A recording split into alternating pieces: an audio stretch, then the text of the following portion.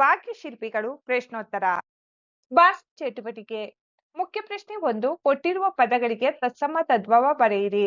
ವಂಶ ಪಂಚ, ಸ್ಥಾನ ತಾನ, ಯಸ ಜಸ, ಪಟ್ಟಣ ಪತ್ತನ, ಕಾರ್ಯ ಕಜ್ಜ. ಮುಖ್ಯ ಪ್ರಶ್ನೆ 2. ನೀಡಿರುವ ಪದಗಳಲ್ಲಿ ಅನ್ಯದೇಶೀಯ ಪದಗಳನ್ನು ಆರಿಸಿ ಬರೆಯಿರಿ. ನೀಡಿರುವ ಪದಗಳು ಈ ರೀತಿಯಾಗಿವೆ, ಗಮನಿಸಿ ಮಕ್ಕಳೇ.